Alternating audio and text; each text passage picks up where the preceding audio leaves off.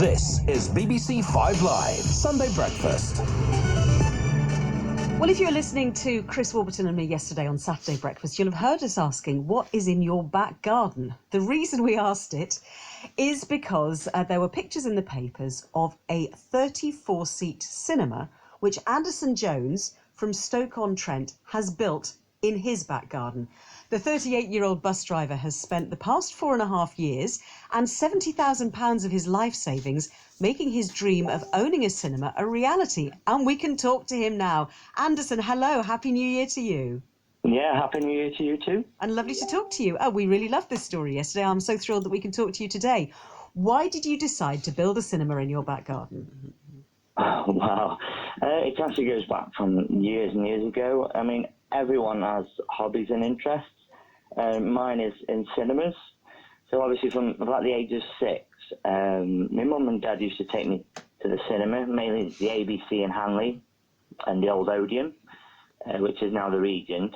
I loved the sheer size of the buildings and the Art Deco patterns that used to be on the walls and the dome ceiling. It was just something that just grasped me, and I thought, wow, this is amazing, you know.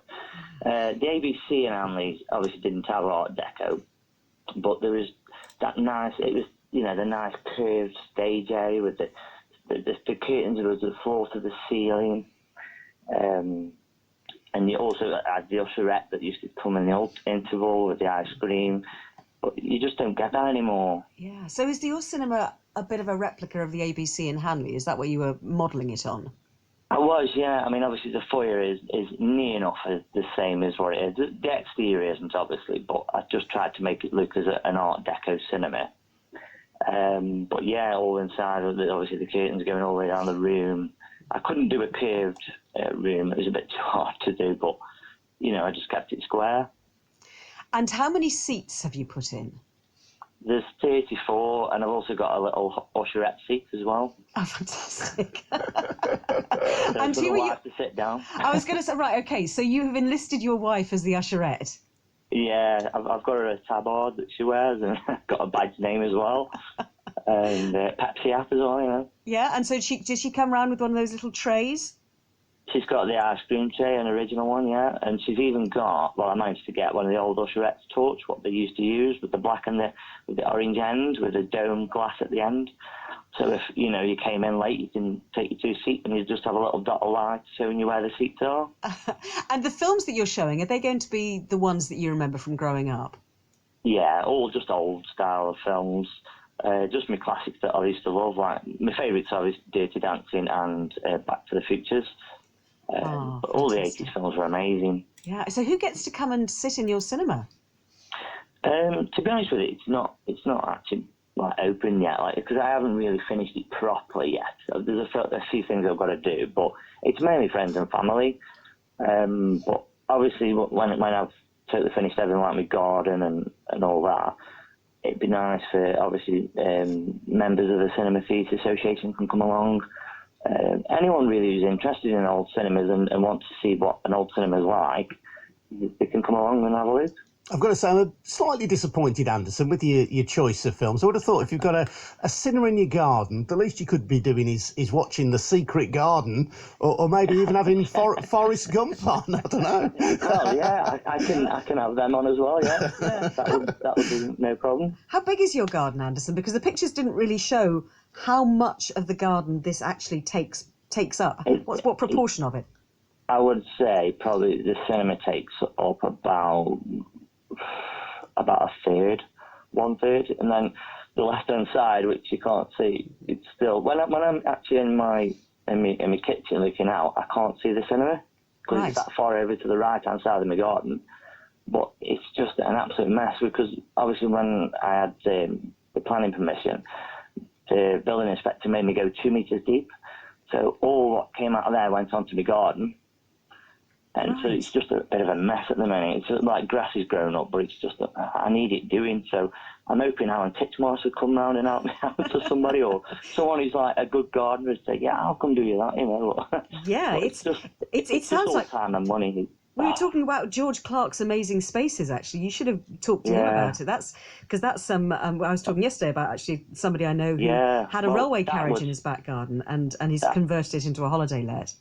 Yeah, that would be my dream to have, obviously, them to come around and film it. So I'm just wondering, Yeah. Anderson, what the local council planning department said to you when you said, "I want to put a cinema in my back garden."